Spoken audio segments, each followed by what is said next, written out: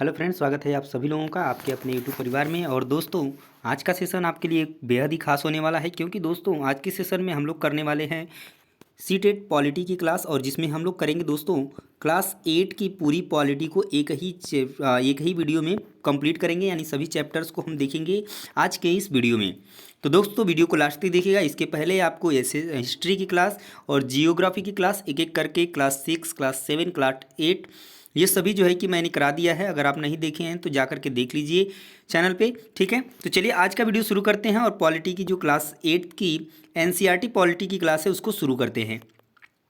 तो देखिए, सबसे जो पहला चैप्टर है इसमें उसमें बोला गया है भारतीय संविधान के बारे में। अब भारतीय संविधान से क्या क्या चीज़ें बन सकती हैं वो सारे जो है कि टॉपिक स्टेप बाय स्टेप जो है कि पॉइंट वाइज जो है इसमें मैंने शॉर्ट में बिल्कुल बनाया है, जिससे शॉर्ट आपको कहीं पर मिलने वाला नहीं है। तो चलिए देखिए, संविधान सबसे पहले जानते हैं संविधान क्या है। संविधान एक लिखित पुस्तक है जिसमें किसी देश के शासन और प्रशासन को चलाने के लिए मूलभूत नियम होते हैं। तो क्वेश्चन आपका एग्जाम में पूछा जाता है कि संविधान क्या है, इससे अभिप्राय क्या है। तो इसमें आपको 4 ऑप्शन मिलेगा, उसमें से एक ऑप्शन ऐसा होगा जिसमें लिखा होगा ये सारी चीज़ें कि एक लिखित पुस्तक है जिसमें किसी देश के शासन और प्रशासन को चलाने के लिए क्या होते हैं, मूलभूत नियम होते हैं। तो बात बिल्कुल सही है। अगला पॉइंट है कि 1922 में गांधी जी ने संविधान सभा और संविधान निर्माण की मांग की थी। तो ये भी क्वेश्चन आपका एग्जाम में पूछा गया है। अगला टाइप पॉइंट है कि 1934 में भारतीय राष्ट्रीय कांग्रेस ने संविधान सभा के गठन की मांग की। ठीक है, तो पॉइंट वाइज चीज़ें जो है कि बिल्कुल ईजी वे में है। आप जो है इसका पीडीएफ भी जो है आपको मिल जाएगा और इसका लिंक आप डिस्क्रिप्शन में जा करके वहाँ से फ्री में डाउनलोड कर सकते हैं।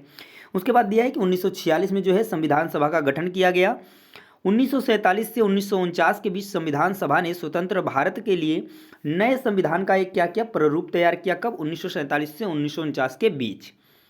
और 26 जनवरी 1950 को क्या कर दिया गया, आपका संविधान लागू हो गया हमारे देश में। संविधान की आखिर जरूरत क्यों पड़ी? तो आज दुनिया के ज़्यादातर देशों के पास अपना संविधान है। उसके बाद पहला संविधान, तो संविधान ही बताता है कि हमारे समाज का मूलभूत स्वरूप है, यानी कि क्या ज़रूरत है। पहला पॉइंट बन जाता है क्यों ज़रूरत है, तो संविधान ही बताता है कि हमारे समाज का जो मूलभूत स्वरूप क्या हो। दूसरा पॉइंट है कि संविधान ही ऐसे नियम तय करता है जिनके द्वारा राजनेताओं के हाथों सत्ता के दुरुपयोग को क्या किया जा सकता है, रोका जा सकता है। दूसरा कारण यह भी है। तीसरा कारण क्या है कि भारतीय संविधान देश के सभी व्यक्तियों को क्या देता है, समानता का अधिकार देता है, चाहे वह किसी धर्म, नस्ल, जाति, लिंग या जन्म स्थान के आधार पर किसी भी मतलब जाति के हों, लिंग के हों, धर्म के हों, इससे नहीं मतलब है, सबको समानता का अधिकार देता है, यानी किसी भी नागरिक के साथ भेदभाव नहीं किया जा सकता। उसके बाद दिया है कि अंतर सामुदायिक वर्चस्व, तो एक समुदाय द्वारा दूसरे समुदाय को दबाना ही क्या होता है, अंतर सामुदायिक वर्चस्व होता है। अंतः सामुदायिक वर्चस्व क्या होता है कि एक ही समुदाय के भीतर कुछ लोग दूसरे को दबा देते हैं। देखिए अंतर अंतः, तो याद रखेंगे इस चीज़ से, ठीक है। आगे देखिए कि भारतीय संविधान के मुख्य लक्षण क्या हैं। तो भारत को एक लोकतांत्रिक देश होना चाहिए, सभी नागरिक को समान अधिकार प्राप्त हो, राष्ट्रीय एकता को बनाए रखने के लिए विविधता के प्रति सम्मान दिखाई देता है। उसके बाद बात करते हैं संघवाद क्या है। तो देश में एक से ज़्यादा स्तर की सरकारों का होना, केंद्र या सरकार और राज्य सरकार, ये जो कहलाता है ये संघवाद कहलाता है। मतभेद को दूर करने के लिए संविधान में विभिन्न विषयों को 3 सूची में बांट दिया गया। किस तरीके से? पहला संघ सूची है 97, केंद्र सरकार पूरे देश के लिए नीति, नियम, कानून, योजना बनाएगी। रक्षा, मुद्रा, बैंकिंग, विदेशी और मामले इत्यादि कौन देखेगा, तो संघ सूची देखेगी।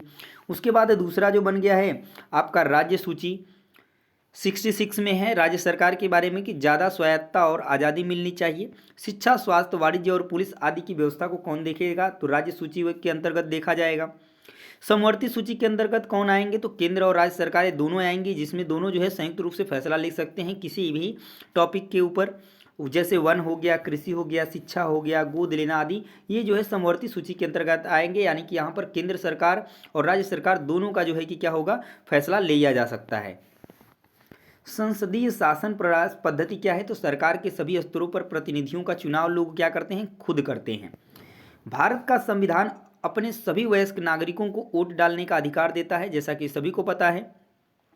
सार्वभौमिक वयस्क मताधिकार की बात करें तो 21 साल से ज़्यादा उम्र के सभी भारतीयों को प्रांतीय और राष्ट्रीय चुनाव में वोट देने का क्या है, अधिकार था। जनता और अपने प्रतिनिधियों के चुनाव में देश के सभी लोगों की सीधी भूमिका होती है। ये प्रतिनिधि जनता के प्रति जवाबदेह होते हैं और हर व्यक्ति खुद चुनाव भी क्या कर सकता है, लड़ सकता है। उसके बाद तीसरा दिया है शक्तियों का बंटवारा किया गया संविधान में। तो संविधान के अनुसार सरकार के 3 अंग हैं, पहला विधायिका है, दूसरा कार्यपालिका है और तीसरा न्यायपालिका है। विधायिका क्या है, तो विधायिका में हमारे निर्वाचित प्रतिनिधि होते हैं। कार्यपालिका में क्या होते हैं, तो जो कानूनों को लागू करने और शासन चलाने का काम देखते हैं वो कार्यपालिका होता है, और न्यायालय की व्यवस्था को देखने वाले को न्यायपालिका कहा जाता है। मौलिक अधिकार क्या है, तो मौलिक अधिकारों वाला खंड भारतीय संविधान की अंतरात्मा भी कहलाता है। ये कई बार एग्जाम में पूछा गया क्वेश्चन है, ठीक है। तो ध्यान दीजिएगा इस चीज़ को कि जो मौलिक अधिकार है उसे ही संविधान की अंतरात्मा कहा जाता है। पहला आता है मौलिक अधिकार क्या क्या है, तो पहला है समानता का अधिकार, यानी कि कानून की नज़र में सभी लोग समान हैं, चाहे वो किसी धर्म, जाति, लिंग या जन्मस्थान के आधार पर हों, कहीं कोई भी हो, किसी भी नागरिक के साथ भेदभाव नहीं किया जा सकता। दूसरा है स्वतंत्रता का अधिकार। इस अधिकार के अंतर्गत अभिव्यक्ति और भाषण की स्वतंत्रता होगी, सभा और संगठन बनाने की स्वतंत्रता होगी, देश के किसी भी भाग में आने जाने की और रहने की भी, और किसी भी व्यवसाय या पेशा कारोबार करने का भी अधिकार जो है कि शामिल होगा स्वतंत्रता के अंतर्गत। उसके बाद तीसरा है शोषण के विरुद्ध अधिकार होंगे। मानव व्यापार, जबरियां, श्रम और 14 वर्ष से कम उम्र के बच्चों को मजदूरी पर रखना क्या है, अपराध है। चौथा पॉइंट है धार्मिक स्वतंत्रता का भी अधिकार है, यानी आप किसी भी धर्म को क्या कर सकते हैं, अपनी इच्छा से अपना सकते हैं, यानी प्रत्येक व्यक्ति को अपनी इच्छा को मजदूरी पर रखना जो है अपराध है, ये धार्मिक स्वतंत्रता का नहीं है, ठीक है। यानी कि धार्मिक स्वतंत्रता का अधिकार से अभिप्राय ये है, ये गलत दिया है, यानी आप किसी भी धर्म को अपनी स्वेच्छा से अपना सकते हैं। उसके बाद दिया है संस्कृति और शैक्षणिक अधिकार। संविधान में कहा गया है कि धार्मिक या भाषाई भी अभी सभी जो अल्पसंख्यक समुदाय के लोग हैं वो भी क्या होते हैं, वो अपने जो है संस्कृत और शैक्षणिक अधिकार यानी ले सकते हैं, अपने संस्कृति के अनुसार, अपनी शिक्षा के अनुसार वो जो है कि क्या कर सकते हैं, अपनी शिक्षा को ग्रहण कर सकते हैं। उसके बाद दिया है धर्मनिरपेक्ष। सभी को अपने धार्मिक विश्वासों एवं मान्यताओं को पूरी आज़ादी से मानने की क्या करता है, हमारा संविधान छूट देता है। तो ये मौलिक अधिकार में कुछ इंपॉर्टेंट पॉइंट थे। उसके बाद राज्य अधिकृत रूप से किसी भी धर्म को राजकीय धर्म के रूप में बढ़ावा नहीं देता है, ये चीज़ आप ध्यान दीजिएगा। उसके बाद दिया है कि संविधान सभा प्रारूप के समिति के अध्यक्ष कौन थे, तो डॉक्टर भीमराव अंबेडकर जी थे। संविधान सभा के अस्थायी अध्यक्ष कौन थे, तो डॉक्टर राजेंद्र प्रसाद थे। संविधान सभा के अस्थायी अध्यक्ष सच्चिदानंद सिन्हा थे। संविधान सभा के उपाध्यक्ष हरेंद्र कुमार मुखर्जी वीटी कृष्णमचारी थे। मूल अधिकार व प्रांत समिति के अध्यक्ष कौन थे, तो सरदार वल्लभ भाई पटेल थे। संघ समिति के अध्यक्ष कौन थे, तो जवाहरलाल नेहरू थे। और संवैधानिक सलाहकार कौन थे, तो वीएन राव थे। तो ये भी पॉइंट आप याद रखेंगे। तो यहाँ पर आपका चैप्टर नंबर जो है फर्स्ट कंप्लीट होता है भारतीय संविधान। अब जो है चैप्टर नंबर 2 शुरू होगा धर्मनिरपेक्षता की समझ। तो इसमें हम लोग सबसे पहले जानते हैं आखिर धर्मनिरपेक्षता क्या है। तो सभी को अपने धार्मिक विश्वासों एवं मान्यताओं को पूरी आज़ादी से मनाने की क्या है, छूट देता है, और धर्म को राज्य से अलग रखने की इसी अवधारणा को धर्मनिरपेक्षता कहा जाता है। इस चीज़ को आप ध्यान दीजिएगा। मुसलमान, सिख, ईसाई, पारसी, जैन तथा अन्य धर्मों के लोग भी थे। भारतीय संविधान में मौलिक अधिकारों की व्यवस्था की गई है, और ये अधिकार न केवल राज्य की सत्ता से हमें बचाते हैं बल्कि बहुमत की निरंकुशता से भी हमारी क्या करते हैं, रक्षा करते हैं। भारतीय संविधान सभी को धार्मिक विश्वासों और तौर तरीकों को अपनाने की पूरी छूट देता है। भारतीय राज्य ने धर्म और राज्य की शक्ति को एक दूसरे से अलग रखने की क्या की है, रणनीति अपनाई है। और धर्म को राज्य से अलग रखना महत्वपूर्ण क्यों है, तो इसके बारे में जान लेते हैं, क्योंकि क्वेश्चन आपका एग्जाम में आता है। यहाँ से पॉइंट है कि धर्मनिरपेक्षता का सबसे महत्वपूर्ण पहलू है धर्म को राज्य सत्ता से अलग करना। एक लोकतांत्रिक देश में यह बहुत जरूरी है, और दुनिया के तकरीबन सारे देशों में एक से ज़्यादा होंगी। जाहिर है हर देश में किसी एक धर्म के लोगों की संख्या क्या होती है, ज़्यादा होती है या होगी। तो अगर बहुमत वाले धर्म के लोग सत्ता में पहुंच जाते हैं तो उनका समूह दूसरे धर्मों के खिलाफ भेदभाव करते हैं, स्वाभाविक सी बात है, और अल्पसंख्यकों के साथ भेदभाव होता है। और देश के किसी भी व्यक्ति को एक धर्म से निकलने और दूसरे धर्म को अपनाने या धार्मिक उपदेशों को अलग ढंग से व्याख्या करने की क्या होती है, स्वतंत्रता होती है। उसके बाद देखिए भारतीय धर्मनिरपेक्षता क्या है। अभी तो हमने धर्मनिरपेक्षता देखा। तो कोई भी धार्मिक समुदाय किसी दूसरे धार्मिक समुदाय को न दबाए, कुछ लोग अपने ही धर्म के अन्य सदस्यों को न दबाएं, राज्य न तो किसी खास धर्म को थोपेगा और न ही लोगों की धार्मिक स्वतंत्रता को छीनेगा, यानी किसी को जबरदस्ती कोई धर्म भी अपनाने को नहीं कहेगा और जो अपना रहे हैं उसको कोई छीनेगा भी नहीं। अब देखिए यहाँ पर देता है पहला कारण भारतीय राज्य की बागडोर न तो किसी एक धार्मिक समूह के हाथों में है और ना ही राज्य किसी एक धर्म को समर्थन देता है। दूसरा है कि भारत में कचहरी, थाने, सरकारी विद्यालय और दफ्तर जैसी सरकारी संस्थानों में किसी खास धर्म को प्रोत्साहन देने या उसका समर्थन करने की अपेक्षा नहीं की जाती है। और तीसरा बात करें तो भारतीय राज्य इस बात को मान्यता देता है कि पगड़ी पहनना सिख धर्म की प्रथाओं के मुताबिक महत्वपूर्ण है। धार्मिक आस्थाओं में दखलंदाजी से बचने के लिए राज्य ने कानून में क्या की है, रियायत दी है। चौथा है कारण कि भारतीय संविधान धार्मिक समुदायों को अपने स्कूल और कॉलेज खोलने का जो है कि अधिकार देता है और गैर प्राथमिकता के आधार पर राज्य से उन्हें सीमित आर्थिक सहायता भी क्या करता है, प्रोवाइड कराता है, यानी मिलती है। भारतीय धर्मनिरपेक्षता दूसरे लोकतांत्रिक देशों की धर्मनिरपेक्षता से किस तरह अलग है, उसके बारे में जान लेते हैं। पहला पॉइंट है कि राज्य और धर्म दोनों ही एक दूसरे के मामलों में किसी तरह का दखल नहीं दे सकते हैं, यानी कि भारत में और भारतीय राज्य धर्मनिरपेक्ष है और धार्मिक वर्चस्व को रोकने के लिए कई तरह से क्या करता है, काम करता है। वहीं तीसरा पॉइंट है कि भारतीय मूलभूत अधिकार धर्मनिरपेक्ष सिद्धांतों पर आधारित है। और चौथा पॉइंट है कि संविधान में जो दिए गए आदर्शों के आधार पर राज्य किसी भी धर्म के मामलों में हस्तक्षेप कर सकता है। तो यहाँ पर आपका चैप्टर नंबर 2 कंप्लीट हो जाता है और शुरू करते हैं हम चैप्टर नंबर 3, हमें संसद क्यों चाहिए। हम भारतीयों को इस बात का गर्व है कि हम एक लोकतांत्रिक व्यवस्था का हिस्सा हैं और निर्णय प्रक्रिया में सहभागिता और लोकतांत्रिक सरकार के लिए नागरिकों सहमति के महत्व जैसे कि विचारों के आपसी संबंधों को समझने की कोशिश करेंगे। यही वे तत्व जो भारत में एक लोकतांत्रिक व्यवस्था का निर्माण करते हैं। हमारी संसद देश के नागरिकों की निर्णय प्रक्रिया में हिस्सा लेने और सरकार पर अंकुश रखने में मदद देती है और इसी आधार पर संसद भारतीय लोकतंत्र का सबसे महत्वपूर्ण प्रतीक और संविधान का केंद्रीय तत्व भी है। लोगों को फैसला क्यों लेना चाहिए, तो भारत 15 अगस्त 1947 को आज़ाद हुआ, जैसा कि सभी को पता है। 1885 में ही भारतीय राष्ट्रीय कांग्रेस ने मांग की कि विधायिका में निर्वाचित सदस्य होने चाहिए और 1909 में गवर्नमेंट ऑफ इंडिया एक्ट ने कुछ हद तक निर्वाचित प्रतिनिधित्व की व्यवस्था को मंजूरी भी दे दी। उसके बाद ईवीएम की बात करें तो इसको जो फुल फॉर्म होता है इलेक्ट्रॉनिक वोटिंग मशीन जिसको कहा जाता है, का 2014 के आम चुनाव में पहली बार पूरे देश में इस्तेमाल किया गया। सार्वभौमिक वयस्क मताधिकार की बात करें तो देश के सभी वयस्क नागरिक जो 18 वर्ष से अधिक हैं को वोट देने का अधिकार है, जैसा कि आप सभी जानते हैं। और लोग की बात करें तो लोग ही लोकतांत्रिक सरकार का करते हैं, गठन करते हैं और लोकतंत्र में व्यक्ति या नागरिक ही क्या होता है, सबसे महत्वपूर्ण होता है। प्रतिनिधि क्या होता है, तो लोग ही संसद के लिए अपने प्रतिनिधियों का चुनाव करते हैं। निर्वाचित प्रतिनिधियों में से एक समूह सरकार बनाता है और संसद जनता द्वारा चुने गए प्रतिनिधियों के इस समूह को ही संसद कहा जाता है और संसद सरकार को नियंत्रित करती है और उसका मार्गदर्शन भी करती है। संसद की भूमिका क्या होती है, तो भारतीय संसद देश की सर्वोच्च कानून निर्माता संस्था है। इसके 2 सदन हैं, राज्यसभा और लोकसभा। राज्यसभा में कुल सदस्यों की संख्या है 250।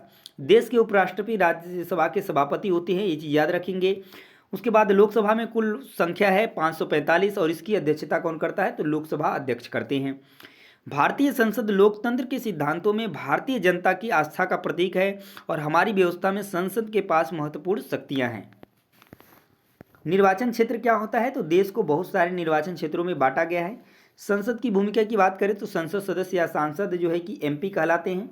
राष्ट्रीय सरकार का चुनाव जो है कि किस तरीके से होता है, तो यदि कोई राजनीतिक दल सरकार बनाना चाहता है तो उसे निर्वाचित सांसदों में बहुमत प्राप्त होना चाहिए।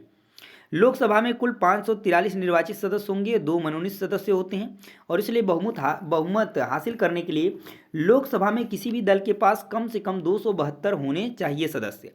और कार्यपालिका का चुनाव करना लोकसभा का एक महत्वपूर्ण काम होता है। और कार्यपालिका क्या होती है, तो संसद द्वारा बनाए गए कानूनों को लागू करने के लिए मिलकर काम करते हैं। सरकार शब्द का इस्तेमाल करते हैं तो हमारे जेहन में अक्सर यही कार्यपालिका होती है, यानी जब हम सरकार की बात करते हैं तब। प्रधानमंत्री की बात करें तो लोकसभा में सत्ताधारी दल का मुखिया कौन होता है, प्रधानमंत्री होता है। राज्यों के प्रतिनिधियों के रूप में कौन कार्य करता है, तो राज्यसभा कार्य करती है और राज्यों की विधानसभाओं के निर्वाचित सदस्य करते हैं। और राज्यसभा में 238 निर्वाचित सदस्य होते हैं और 12 सदस्य जो है कि राष्ट्रपति की ओर से मनोनीत किए जाते हैं। गठबंधन क्या होता है, यानी साझा सरकार जिसको कहते हैं। यूपीए क्या होता है, तो इसका नेतृत्व भारतीय राष्ट्रीय कांग्रेस करती है 1885 से। सपरंग यानी संयुक्त प्रगतिशील गठबंधन जिसको कहा जाता है। एनडीए क्या है, तो इसका नेतृत्व भारतीय जनता पार्टी करती है और इसे 1980 यानी कि तब से जो है कि यह आया है और राष्ट्रीय जनतांत्रिक गठबंधन जो है कि इसका पूर्ण रूप है। सरकार को नियंत्रित करना दूसरा कारण, तो संसद का सत्र चल रहा होता है तो उसमें सबसे पहले प्रश्नकाल होता है। प्रश्नकाल क्या होता है, तो इसके माध्यम से सांसद जो है सरकार के कामकाज के बारे में जानकारियां हासिल करते हैं और इसके जरिए संसद कार्यपालिका को क्या करती है, नियंत्रित करती है। वहीं लोकतंत्र के सदस्य संचालन में विपक्षी दल एक अहम भूमिका अदा करते हैं, यानी सांसदों के प्रश्नों से सरकार को भी महत्वपूर्ण फीडबैक मिलता है और जनप्रतिनिधियों के रूप में संसद को नियंत्रित, निर्देशित और सूचित करने में सांसदों की अहम भूमिका होती है और यह भारतीय लोकतंत्र का एक मुख्य आयाम है। कानून बनाने की बात करें तो कानून बनाना संसद का ही एक महत्वपूर्ण काम है और संसद में 84 सीटें अनुसूचित जाति की होती हैं और 47 सीटें अनुसूचित जनजाति की होती हैं। यहाँ पे आपका चैप्टर नंबर जो है कि 3 जो है कंप्लीट होता है और चैप्टर नंबर 4 स्टार्ट होता है, कानूनों की समझ। इसमें सबसे पहले देखते हैं कानून क्या है, तो देश के सभी नागरिकों पर समान रूप से लागू होते हैं और कानून से ऊपर कोई व्यक्ति नहीं है। हमारा कानून धर्म, जाति और लिंग के आधार पर लोगों के बीच कोई भेदभाव नहीं करता है। और प्राचीन भारत की बात करें तो असंख्य स्थानीय कानून थे उस समय और अक्सर एक जैसे मामले में कई तरह के स्थानीय कानून लागू होते थे। औपनिवेशिक शासन क्या है, तो कानून पर आधारित व्यवस्था जैसे जैसे परिपक्व होती गई, जाति के आधार पर सजा देने में भेदभाव का भी यह चलन क्या होने लगा, खत्म होने लगा। और औपनिवेशिक कानून के बारे में बात करें तो भारत में कानून के शासन की शुरुआत अंग्रेजों ने की थी, इसलिए मनमानेपन पर आधारित था यह औपनिवेशिक कानून। 1857 का संविधान अधिनियम की बात करें तो अगर कोई भी व्यक्ति ब्रिटिश सरकार का विरोध या आलोचना करता था तो उसे मुकदमा चलाए बिना ही क्या कर लिया जाता था, गिरफ्तार किया जा सकता था। रॉयल एक्ट की बात करें जो 1919 में आया था, इस कानून के जरिए ब्रिटिश सरकार बिना मुकदमा चलाए लोगों को जेल में क्या कर सकती थी, डाल सकती थी। वहीं पर हिंदू अधिकार संशोधन अधिनियम 2005 में आया तो बेटियां और उनकी मां तीनों को परिवार की संपत्ति में बराबर हिस्सा मिल सकता है, ये कानून आया। और कानून किस तरह बनते हैं, कानून बनाने में संसद की एक महत्वपूर्ण भूमिका होती है। संसद लोगों के सामने आ रही समस्याओं के प्रति जो है कि संवेदनशील है और संसद जो है घरेलू हिंसा की रोकथाम के लिए भी क्या करती है, कानून बनाती है। घरेलू हिंसा क्या होता है, तो जब परिवार का कोई पुरुष सदस्य घर की किसी औरत के साथ मारपीट करता है, उसे चोट पहुंचाता है या मारपीट करता है या शारीरिक या भावनात्मक, ये दोनों चीज़ें हो सकती हैं, तो ये घरेलू हिंसा कहलाता है। घरेलू हिंसा कानून 2005 की बात करें जो कि आया था, महिलाओं की सुरक्षा के लिए कानून बनाया गया। और नागरिकों की आवाज़ की बात करें तो टेलीविज़न, रिपोर्टरों, अखबारों के संपादकियों, रेडियो प्रसारणों और आम सभाओं के जरिए सुनी और व्यक्त की जा सकती है। उसके बाद दिया है अलोकप्रिय, तो कई बार जो है कि संसद एक ऐसा कानून पारित कर देती है जो बेहद अलोकप्रिय साबित होता है, यानी जिसको कि पसंद नहीं किया जा सकता है, तो आलोचना होती है और तब लोग उस कानून को क्या करते हैं, आलोचना कर सकते हैं, उसके खिलाफ जनसभाएं कर सकते हैं, अखबारों में लिख सकते हैं, टीवी चैनलों में रिपोर्ट भी भेज सकते हैं। दमनकारी कानून की बात करें तो लोकतंत्र में आम नागरिक संसद द्वारा बनाए जाने वाले दमनकारी कानूनों के बारे में अपनी अहमियत भी व्यक्त कर सकते हैं। संशोधन की बात करें तो यदि अदालत को ऐसा लगता है कि वह कानून संविधान के विरुद्ध है तो वह उसमें संशोधन भी कर सकती है या उसे रद्द भी कर सकती है। इसमें नागरिकों की भूमिका क्या होती है, तो जो निर्वाचित प्रतिनिधियों, अखबारों और अन्य संचार माध्यम से लोगों की भागीदारी और उत्साह से संसद को सही तरीके से कार्य करने में क्या करते हैं, मदद करते हैं। तो ये आपका चैप्टर नंबर 4 यहाँ पे कंप्लीट होता है और चैप्टर नंबर स्टार्ट होता है 5, न्यायपालिका। तो न्यायपालिका भी भारतीय लोकतंत्र की व्यवस्था बनाए रखने में अहम भूमिका निभाती है। तो इसकी भूमिकाएं क्या क्या हैं, तो सबसे पहले है विवादों का निपटारा। केंद्र व राज्य सरकारों के बीच पैदा होने वाले विवादों को हल करती है कौन, तो न्यायपालिका। न्यायिक समीक्षा कौन करता है, न्यायपालिका। संविधान की व्याख्या का अधिकार मुख्य रूप से न्यायपालिका के पास ही होता है। कानून की रक्षा, तो किसी नागरिक को ऐसा लगता है कि उसके मौलिक अधिकारों का उल्लंघन हुआ है तो वह न्यायालय में जा सकता है। और अनुच्छेद 221 में जीवन जीने का अधिकार, जो कि जिसमें लिखा गया है, और भारत का सर्वोच्च न्यायालय की स्थापना 26 जनवरी 1950 को की गई है। स्वतंत्र न्यायालय क्या होता है, तो भारतीय संविधान किसी भी तरह का दखलंदाजी को स्वीकार नहीं करता और इसलिए हमारे संविधान ने न्यायपालिका को पूरी तरह स्वतंत्र रखा गया है। शक्तियों का बंटवारा की बात करें तो जैसा कि आपको पहले भी ये बात है कि विधायिका, कार्यपालिका, न्यायपालिका में के काम में दखल नहीं दे सकती है। और बुनियादी पहलू की बात करें तो अदालतें सरकार के अधीन नहीं हैं और न ही वे सरकार की ओर से काम करती हैं। मौलिक अधिकारों की रक्षा, तो न्यायपालिका देश के नागरिकों के मौलिक अधिकारों की रक्षा में जो है कि अहम भूमिका निभाती है। और भारत में अदालतों की संरचना कैसी है तो उसके बारे में जान लेते हैं। तो हमारे देश में 3 अलग अलग स्तर की अदालतें होती हैं। पहला होता है सर्वोच्च न्यायालय, और यह देश की सबसे बड़ी अदालत होती है और जो कि नई दिल्ली में स्थित है। और देश के मुख्य न्यायाधीश सर्वोच्च न्यायालय के क्या होते हैं, मुखिया होते हैं। सर्वोच्च न्यायालय के फैसले देश के बाकी सारी अदालतों को क्या होते हैं, मानने होते हैं, यानी सबसे ऊपर होता है। उसके बाद दूसरे नंबर पे आता है उच्च न्यायालय। प्रत्येक राज्य का एक उच्च न्यायालय होता है, वह अपने राज्य की सबसे ऊंची अदालत होती है। और आज देश भर में 25 उच्च न्यायालय हैं। उच्च न्यायालयों की स्थापना सबसे पहले 1862 में कलकत्ता, बम्बई और मद्रास में की गई, और तीनों ये प्रेसिडेंसी शहर थे उस समय। निचली अदालत क्या होता है, तो जिन अदालतों से लोगों का सबसे ज़्यादा ताल्लुक होता है उन्हें अधीनस्थ न्यायालय या जिला न्यायालय कहा जाता है। ये अदालतें आमतौर पर जिले या तहसील के स्तर पर या शहर में होती हैं, और ये बहुत तरह के मामलों की सुनवाई करती हैं। और प्रत्येक राज्य के जिलों में बटा होता है, और हर जिले में एक जिला न्यायाधीश भी होता है। एकीकृत न्यायिक व्यवस्था क्या होती है, तो अगर ऊपरी अदालतों के फैसले नीचे की सारी अदालतों को मान्य होते हैं। अपील की बात करें तो किसी व्यक्ति को अगर ऐसा लगता है कि निचली अदालत द्वारा दिया गया फैसला सही नहीं है, तो वह उससे ऊपर वाले बाकी अदालत में क्या कर सकता है, अपील कर सकता है। यानी यह कह सकते हैं कि यदि जिला न्यायालय के फैसले से आप संतुष्ट नहीं हैं तो आप जाके उच्च न्यायालय या सुप्रीम न्यायालय में क्या कर सकते हैं, जो है कि आप अपील कर सकते हैं। उसके बाद है अधीनस्थ अदालत के नाम। तो यहाँ पे कुछ अधीनस्थ अदालत के नाम दिए गए हैं, जैसे जिसको हम ट्रायल कोर्ट, अतिरिक्त सत्र न्यायाधीश, प्रधान न्यायिक मजिस्ट्रेट, मेट्रोपॉलिटन मजिस्ट्रेट, सिविल जज न्यायालय, ये भी इनको नाम दिया गया है। विधि व्यवस्था की शाखाओं की बात करें तो समाज के विरुद्ध अपराध किस श्रेणी में आता है उसको भी जान लेते हैं, यानी कि किस अपराध को किस श्रेणी में रखा गया है। फौजदारी कानून के अंतर्गत कौन कौन से आते हैं, तो आपराधिक मामले जैसे कानून का उल्लंघन माना गया है। उदाहरण में जैसे कि चोरी, हत्या और दहेज जैसे इस तरीके की प्रताड़ना को जो है किस में रखा गया है, तो फौजदारी मामले में रखा गया है। उसके बाद इसमें सबसे पहले होता क्या है, तो सबसे पहले प्रथम सूचना यानी कि FIR दर्ज कराई जाती है, और फिर पुलिस अपराध की क्या करती है, इसमें जाँच करती है। अगर व्यक्ति दोषी पाया जाता है तो उसे जेल भेजा जा सकता है और उसे पर जुर्माना भी लगाया जा सकता है। दूसरा होता है दीवानी कानून, यानी दीवानी के अंतर्गत क्या आता है, तो सिविल लॉ का उल्लंघन या अवहेलना, यानी कि किराया, तलाक, जमीन की बिक्री, चीज़ों की खरीदारी, विवाद, ये सभी जो विवाद आते हैं वो दीवानी कानून के अंतर्गत आते हैं। और इसमें प्रभावित पक्ष को की ओर से न्यायालय में एक याचिका दायर की जाती है और अदालत राहत की व्यवस्था करती है। किराएदार मकान खाली कर और बकाया किराया चुकाएं, और क्या हर व्यक्ति अदालत की शरण में जा सकता है, यह भी एक क्वेश्चन आता है। तो इस क्वेश्चन को भी हम लोग देख लेते हैं। इस क्वेश्चन के लिए क्या जो है कि पॉइंट बन सकते हैं। सबसे पहले अगर न्याय की बात करें तो प्रत्येक नागरिक को अदालत के माध्यम से न्याय मांगने का क्या है, अधिकार है।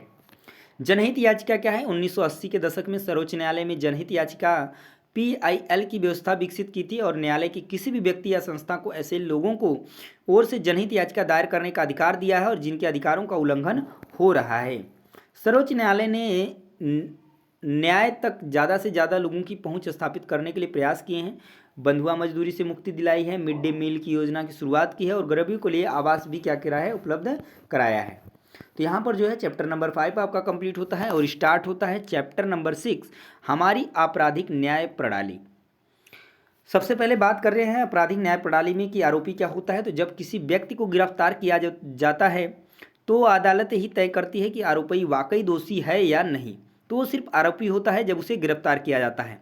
संविधान के अनुसार अगर हम बात करें कि अगर किसी भी व्यक्ति पर कोई आरोप लगाया जाता है तो उसे निष्पक्ष सुनवाई के अधिकार होता है। FIR क्या होता है, तो सबसे जो पहले प्रथम सूचना रिपोर्ट होती है जो दर्ज कराई जाती है उसे ही FIR कहते हैं। न्याय व्यवस्था की बात करें तो पुलिस, सरकारी वकील, बचाव पक्ष का वकील और न्यायाधीश, ये 4 अधिकारी आपराधिक न्याय व्यवस्था के मुख्य लोग होते हैं। अपराध की जांच करने में पुलिस की क्या भूमिका होती है इसके बारे में जान लेते हैं। तो पुलिस का एक महत्वपूर्ण काम होता है कि किसी अपराध के बारे में मिली शिकायत की जांच करना। जांच के लिए गवाहों के बयान दर्ज किए जाते हैं और सबूत इकट्ठा किए जाते हैं। सबूतों से आरोपी को दोष जो है साबित दिखाई दे रहा है तो पुलिस अदालत में आरोप पत्र यानी चार्जशीट दाखिल कर देती है। उसके बाद पुलिस हमेशा जो है कानून के मुताबिक और मानवाधिकारों को सम्मान करते हुए जांच करनी चाहिए, और पुलिस को जांच के दौरान किसी को भी सताने, पीटने या गोली मारने का अधिकार नहीं है। और आरोपी के अधिकार की बात करें तो जो कि अनुच्छेद 22 में दिया गया है। गिरफ्तारी के समय उसे यह जानने का अधिकार है कि गिरफ्तारी किस कारण से की जा रही है, ये किसका अधिकार है, ये आरोपी का अधिकार है। दूसरा है कि गिरफ्तारी के 24 घंटों के भीतर मजिस्ट्रेट के सामने पेश होने का भी अधिकार है। गिरफ्तारी के दौरान या हिरासत में किसी भी तरह के दुर्व्यवहार या यातना से बचने का भी अधिकार है। 15 साल से कम उम्र के बालक और किसी भी महिला को केवल सवाल पूछने के लिए नहीं बुलाया जा सकता है। और पुलिस हिरासत में दिए गए इकबालिया बयान को आरोपी के खिलाफ सबूत के तौर पर इस्तेमाल नहीं किया जा सकता है। तो ये सारी चीज़ें हैं आरोपी के अधिकार में। उसके बाद है सरकारी वकील की क्या भूमिका होती है हमारे आपराधिक मामले में। सरकारी वकील होता क्या है, तो वह निष्पक्ष रूप से अपना काम करे और अदालत के सामने सारे ठोस और गवाह तथ्य सवाल जो है कि सबूत क्या करे, पेश करे। न्यायाधीश की क्या भूमिका होती है, तो वे निष्पक्ष भाव से और खुली अदालत में मुकदमे का संचालन करते हैं। न्यायाधीश सारे गवाहों के बयान सुनते हैं और अभियोजन पक्ष तथा बचाव पक्ष की तरफ से पेश किए गए सबूतों की जांच करते हैं और मौजूद बयानों व सबूतों के आधार पर अपना फैसला सुनाते हैं।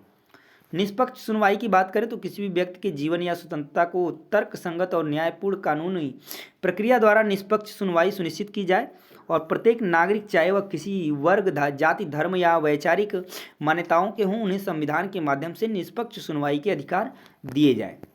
तो यहाँ पे जो है आपका चैप्टर नंबर 6 जो है कंप्लीट होता है और शुरू होता है आपका चैप्टर नंबर 7 हसियाकरण की समझ। सबसे पहले जान लेते हैं कि हसियाकरण क्या होता है। तो कापियों के पन्नों पे बाईं ओर खाली जगह होती है जहाँ आमतौर पर लिखा नहीं जाता है, उसे पन्ने का हसिया कहा जाता है। ध्यान से समझिएगा, उसे पन्ने का हसिया कहा जाता है। हसियाई का मतलब होता है कि जिसे किनारे या हाशिए पर ढकेल दिया गया हो। ऐसे में वह व्यक्ति चीज़ों के केंद्र में नहीं रहता है। आदिवासी कौन लोग हैं, यानी कि इन्हें ही हसिया कसेंगे, यानी कि उन्हें हम केंद्र में न करके उन्हें किनारे कर देते हैं, ये कहने का मतलब है। अब जानते हैं कि आदिवासी कौन लोग होते हैं। तो आदिवासी शब्द का मतलब होता है मूल निवासी। ये ऐसा समुदाय है जो जंगलों के साथ जीते आए हैं। भारत की लगभग 8% आबादी आदिवासियों की है और देश के बहुत सारे महत्वपूर्ण खनन एवं औद्योगिक क्षेत्र आदिवासी इलाकों में ही हैं। जमशेदपुर, राउरकेला, बोकारो और भिलाई का नाम आपने सुना होगा। और भारत में 500 से ज़्यादा तरह के आदिवासी समूह हैं। ठीक है, उस तरह से बात करें तो छत्तीसगढ़, झारखंड, मध्य प्रदेश, उड़ीसा, असम, मणिपुर, मेघालय, मिजोरम, नागालैंड एवं त्रिपुरा आदि राज्यों में आदिवासियों की संख्या जो है कि काफ़ी ज़्यादा है। वहीं जनजातीय धर्म की बात करें तो आदिवासियों के बहुत सारे जनजातीय धर्म होते हैं और उनमें उनके धर्म इस्लाम, हिंदू, ईसाई आदि वे अक्सर अपने पुरखों की गांव और प्रकृति की उपासना करती हैं और प्रकृति से जुड़ी आत्माओं में पर्वत, नदी, पशु आदि की आत्माएं हैं।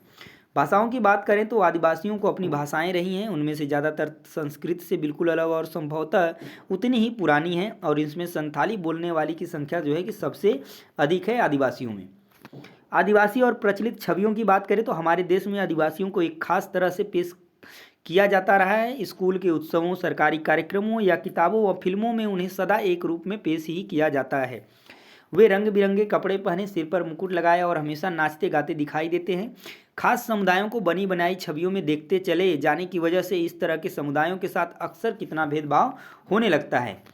आदिवासी और विकास की बात करें तो 19वीं सदी के आखिर तक हमारे देश का बड़ा हिस्सा जंगलों से ढका हुआ था। इन विशाल भूखंडों का आदिवासियों के पास जबरदस्त ज्ञान था और सारे वन संसाधनों के लिए आदिवासियों पर निर्भर रहते थे। आज उन्हें हसियाई और शक्तिहीन समुदाय के रूप में देखा जाता है। किसको? आदिवासियों को। इमारती, लकड़ी और खेती व उद्योगों के लिए विशाल वन भूमि को साफ किया जा चुका है। आदिवासियों के इलाके में खनिज पदार्थों और अन्य प्राकृतिक संसाधनों की भी भरमार रही है, इसलिए इन जमीनों को खनन और अन्य विशाल औद्योगिक परियोजनाओं के लिए बार बार छीना गया है। सरकारी आंकड़ों से पता चला है कि खनन परियोजनाओं के कारण विस्थापित होने वालों में 50% से ज़्यादा केवल क्या है? आदिवासी रहे हैं। वहीं बात करते हैं कि भारत में 54 राष्ट्रीय पार्क और 372 वन्य जीव अभयारण्य है। इनका कुल क्षेत्रफल 1,09,652 वर्ग किलोमीटर है और ये ऐसे इलाके हैं जहां मूल रूप से आदिवासी रहा करते थे और अब उन्हें वहां से क्या कर दिया गया है? तो उजाड़ दिया गया है। अगर वे इन जंगलों में रहने की कोशिश करते हैं तो उन्हें घुसपैठिया कहा जाता है। अल्पसंख्यक और हसियाकरण क्या है? तो मौलिक अधिकारों के जरिए हमारा संविधान धार्मिक और भाषाई अल्पसंख्यकों को सुरक्षा प्रदान करता है। अल्पसंख्यक की बात करें तो ऐसे समुदायों के लिए इस्तेमाल किया जाता है जो संख्या की दृष्टि से बाकी आबादी के मुकाबले बहुत कम हैं। और लेकिन यह अवधारणा केवल संख्या के सवाल तक ही सीमित नहीं है, बल्कि इसके सामाजिक और सांस्कृतिक आयाम भी होते हैं। दिया है कि बहुसंख्यक समुदाय की संस्कृति समाज और सरकार की अभिव्यक्ति को प्रभावित कर सकती है। संभव है कि छोटे समुदाय हाशिए पर खिसकते चले जाएं। और मुसलमान और हसियाकरण की बात करें तो 2011 की जनगणना के अनुसार भारत की आबादी में मुसलमानों की संख्या 14.2% है और उसमें हसियाई समुदाय के मुकाबले उन्हें सामाजिक आर्थिक विकास के लाभ नहीं मिलते। सरकार ने 2005 में एक उच्च स्तरीय समिति का गठन किया जिसमें न्यायमूर्ति राजेंद्र सच्चर की अध्यक्षता में बनाई गई और इस समिति ने भारत में मुस्लिम समुदाय की सामाजिक आर्थिक और शैक्षणिक स्थिति का क्या किया, जायजा लिया। समिति की रिपोर्ट से पता चला कि विभिन्न सामाजिक आर्थिक एवं शैक्षणिक संकेतों के हिसाब से मुसलमानों की स्थिति अनुसूचित जाति और अनुसूचित जनजाति जैसे अन्य हसियाई समुदायों से मिलती जुलती हैं और मुसलमानों के आर्थिक व सामाजिक हसियाकरण के कई पहलू हैं और इनके रीति रिवाज और व्यवहार मुख्यधारा के मुकाबले काफ़ी अलग हैं। कुछ मुसलमान में बुर्का, लंबी दाढ़ी और फैज़ टोपी की भी चलन दिखाई देता है। घेटवाइजेशन क्या है, तो ऐसे इलाके या बस्ती के लिए इस्तेमाल होता है ये जिसमें मुख्य रूप से एक ही समुदाय के लोग रहते हैं, तो उसे कहते हैं। ठीक है, आगे चलते हैं। यहाँ पे आपका चैप्टर नंबर 7 कंप्लीट होता है और शुरू होता है चैप्टर नंबर 8 हसियाकरण से निपटना, यानी उससे कैसे छुटकारा पाएं। तो हम यह समझने की कोशिश करेंगे कि विभिन्न समूहों और व्यक्तियों ने असमानता से निपटने के लिए क्या क्या तरीके जो है कि अपनाए हैं और आज हमारे देश के आदिवासी, दलित, मुसलमान, औरतें एवं अन्य हसियाई समूह जो है कि यह दलील दे रहे हैं कि एक लोकतांत्रिक देश का नागरिक होने के नाते उन्हें भी बराबर के अधिकार मिलना चाहिए और उनके अधिकारों की रक्षा होनी चाहिए, जो कि बात सही भी है। और मौलिक अधिकारों का उपयोग की बात करें तो हमारे संविधान का एक महत्वपूर्ण हिस्सा है और ये अधिकार सभी को, भारतीयों को समान रूप से उपलब्ध होते हैं। हसियाई तबकों के अधिकार क्या हैं, तो पहला अधिकार क्या है कि अपने मौलिक अधिकारों पर जोर देकर उन्होंने सरकार को अपने हाथ हुए अन्याय पर ध्यान देने के लिए मजबूर किया। दूसरा है उन्होंने इस बात के लिए दबाव डाला है कि सरकार इन कानूनों को क्या करे, लागू करे। और तीसरा है कि कई बार हसियाई तबकों की संघर्ष की वजह से ही सरकार को मौलिक अधिकारों की भावनाओं के अनुरूप नए कानून बनाने पड़े हैं। संविधान में यहाँ पर देखिए कुछ जो है कि दिए गए हैं। इससे जो अनुच्छेद 17 है उसमें अस्पृश्यता या छुआछूत का उन्मूलन किया जा चुका है। वहीं अनुच्छेद 15 में किसी भी नागरिक के साथ धर्म, नस्ल, जाति, लिंग या जन्मस्थान के आधार पर भेदभाव नहीं किया जाएगा। अल्पसंख्यक ने भी संविधान में दिए गए मौलिक अधिकारों का सहारा लिया है। हसियाई तबकों के लिए कानून जो है तो हमारे देश में हसियाई तबकों के लिए खास कानून और नीतियां भी बनाई गई हैं। सामाजिक न्याय को प्रोत्साहन, संविधान को लागू करने के लिए राज्य और केंद्र सरकारें जनजातीय आबादी वाले या भारी दलित आबादी वाले इलाकों में विशेष प्रकार की योजनाएं लागू करती हैं, जैसे कि मुफ्त छात्रावास, मुफ्त शिक्षा आदि। आरक्षण की बात किया जाए तो शिक्षण संस्थानों और सरकारी नौकरियों में दलितों व आदिवासियों के लिए सीटों का आरक्षण का कानून एवं एक महत्वपूर्ण तर्क पर आधारित है। आरक्षण नीति की बात करें तो अनुसूचित जाति, अनुसूचित जनजाति और पिछड़ी व अति पिछड़ी जातियों की अपनी अपनी सूचियाँ होती हैं। कॉलेज, नौकरी संस्थाओं में इन्हें क्या करता है, उनके अनुसार आरक्षण मिलता है। हसियाऊ तबकों के अधिकारों की रक्षा की बात करें तो दलितों और आदिवासी समुदाय को भेदभाव और शोषण से बचने के लिए नीतियों के अलावा हमारे देश में और भी कई कानून जो है कि बनाए गए हैं। अधिनियम 1989 की बात करें तो अनुसूचित जाति एवं अनुसूचित जनजाति के साथ हो रहे अत्याचार, दुर्व्यवहार और अपमान पर रोक लगाने के लिए ठोस कार्रवाई करें। पहला है कि शारीरिक रूप से खौफनाक और नैतिक रूप से निंदनीय अपमान के स्वरूपों की सूची दी गई है इसमें। दूसरा है कि इसमें ऐसे कृत्यों की भी सूची है जिसके जरिए दलितों और आदिवासियों को उनके संस्थानों से क्या किया जा सकता है, वंचित नहीं किया जाएगा। और तीसरा है कि अनुसूचित जाति या अनुसूचित जनजाति की किसी भी महिला का अपमान या शोषण नहीं कर सकते हैं।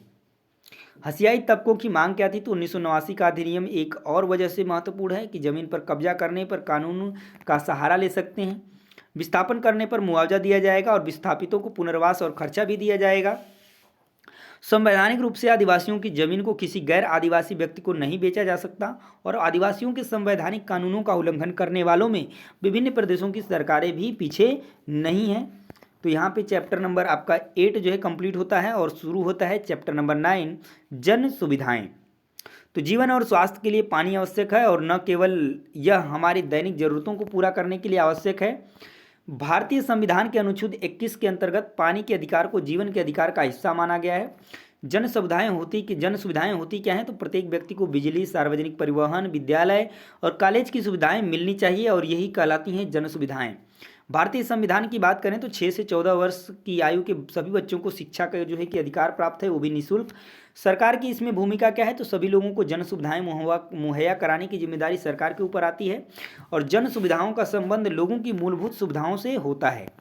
सरकार को जन सुविधाओं के लिए पैसा कहाँ से मिलता है, तो जनता से मिलने वाला कर सरकार की आमदनी का मुख्य जरिया होता है। और चेन्नई में पानी की आपूर्ति की बात करें तो जन सुविधाएं सभी को मुहैया होनी चाहिए, लेकिन हकीकत में ऐसा नहीं है।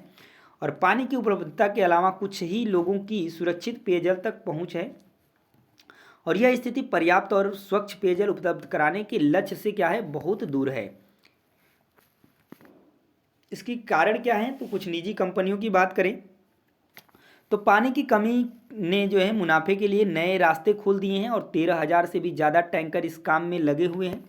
विकल्पों की तलाश की बात करें तो दुनिया भर में जल आपूर्ति की जिम्मेदारी सरकार पर रही है और दुनिया में ऐसे क्षेत्र हैं जहां सार्वभौमिक जल आपूर्ति सब लोगों तक पहुंच चुकी है। वहीं तीसरा पॉइंट है कि निजी कंपनियों को जिम्मेदारी सौंपी गई, लेकिन इससे पानी की कीमत में इजाफा हुआ और बोलिविया में दंगे फैल गए। भारत में सरकारी जल विभागों की सफलता के कई उदाहरण रहे हैं और चेन्नई में जल विभाग ने वर्षा जल संचय के लिए कई योजनाएं शुरू की हैं। 2011 के सरकारी आंकड़े क्या बताते हैं, तो भारत के 87% परिवारों के पास पेयजल की सुविधा उपलब्ध है। घर के भीतर शौचालय 53% परिवारों में ही उपलब्ध है और 44% ग्रामीण घरों में बिजली पहुंच चुकी है। वहीं कंपनी क्या होता है, तो कंपनी एक तरह की व्यावसायिक संस्था होती है और जिसकी स्थापना कुछ लोग या सरकार करती है। निजी कंपनी क्या होते हैं, तो निजी कंपनियों का संचालन और स्वामित्व निजी समूह या व्यक्तियों के हाथ में होता है। उदाहरण के जैसे टाटा स्टील एक निजी कंपनी है, इंडियन ऑयल सरकार द्वारा संचालित कंपनी है। तो यहाँ पर आपका चैप्टर नंबर 9 जो है कि कंप्लीट होता है और शुरू होता है चैप्टर नंबर 10 कानून और सामाजिक न्याय। उपभोक्ता कौन होता है, तो जो व्यक्ति बाजार में बेचने के लिए नहीं बल्कि इस्तेमाल के लिए कोई चीज़ खरीदता है उसे उपभोक्ता कहा जाता है। उत्पादक कौन होता है, तो ऐसा व्यक्ति या संस्थान जो बाजार में बेचने के लिए चीज़ें बनाता है वो उत्पादक कहलाता है। कानून की बात करें तो लोगों को शोषण से बचाने के लिए सरकार कुछ कानून बनाती है और इन कानूनों के जरिए इस बात की कोशिश की जाती है कि बाजार में अनुचित तौर तरीकों पर अंकुश लगाया जाए। सामाजिक न्याय क्या है, तो मजदूरों को सुरक्षा प्रदान करने के लिए न्यूनतम वेतन का कानून बनाया गया है। उत्पादकों और उपभोक्ताओं के हितों की रक्षा के लिए भी कानून बनाए गए हैं। मजदूर, उपभोक्ता और उत्पादक तीनों के संबंधों को इस तरह संचालित किया जाता है कि उनमें से किसी का शोषण नहीं हो। कानूनों को बनाने, लागू करने और कायम रखने के लिए सरकार व्यक्तियों या निजी कंपनियों की गतिविधियों को नियंत्रित कर सकती है ताकि सामाजिक न्याय सुनिश्चित किया जा सके। संविधान में यह भी कहा गया है कि 14 साल से कम उम्र के किसी भी बच्चे को किसी कारखाने या खदान या किसी अन्य खतरनाक व्यवसाय में काम पर नहीं रखा जाएगा। वहीं सन 2011 की जनगणना के मुताबिक भारत में 5 से 14 साल की उम्र के 40 लाख से ज़्यादा बच्चे विभिन्न में क्या करते हैं, नौकरी करते हैं। 2016 में संसद ने बाल श्रम अधिनियम जो कि 1986 में संशोधन किया गया है कि 14 वर्ष से कम आयु के बच्चों के सभी वयस्कों व्यवसायों में तथा किशोरों के जोखिम भरी व्यवसायों और प्रक्रियाओं में नियोजन करने पर क्या है, प्रतिबंध है। भोपाल गैस त्रासदी की बात करें तो 2 दिसंबर 1984 और 1921 में दिया गया है जीवन के अधिकार का उल्लंघन न हो। 1998 के बाद सर्वोच्च न्यायालय ने अपने कई फैसलों में यह आदेश दिया कि दिल्ली में सार्वजनिक वाहन यानी कि कंप्रेस्ड नेचुरल गैस जिसको कि सीएनजी कहते हैं, ईंधन का इस्तेमाल करें क्योंकि वहाँ पर बहुत ज़्यादा जो है कि प्रदूषण फैल रहा है। तो दोस्तों यहाँ पर आपका कंप्लीट हो जाता है ये पॉलिटी की क्लास 8 की। दोस्तों इससे बाहर आपका कुछ भी आने वाला नहीं है। यदि आप पूरा अच्छे से नोट्स पढ़ लेते हैं, इसका रिवीजन कर लेते हैं तो आपके 100% मार्क्स आपको मिलने वाले हैं। अगर आपने हिस्ट्री, ज्योग्राफी और पॉलिटी की ये तीनों क्लास देख रखी है तो आपको डरने की कोई ज़रूरत नहीं है। और यहाँ से दोस्तों ये हमने कंटेंट का पूरा वीडियोज़ आपको दे दिया, आपके पास सारी चीज़ें उपलब्ध हैं। और उसके बाद हम लोग दोस्तों करेंगे प्रीवियस ईयर क्वेश्चन पेपर और उसके बाद प्रैक्टिस सेट करेंगे और अपनी तैयारी को क्या करेंगे, बेहतर बनाएंगे। तो जो लोग भी दोस्तों चैनल पे नए हैं, पहली बार विजिट किए हैं, उनके पास जो है कि 100% जो है मौका है सीटेट को क्लियर करने का, जो सेकेंड पेपर की तैयारी कर रहे हैं। ठीक है, तो दोस्तों मिलेंगे नेक्स्ट वीडियो में एक प्रीवियस ईयर क्वेश्चन पेपर के साथ। तब तक के लिए जय हिंद।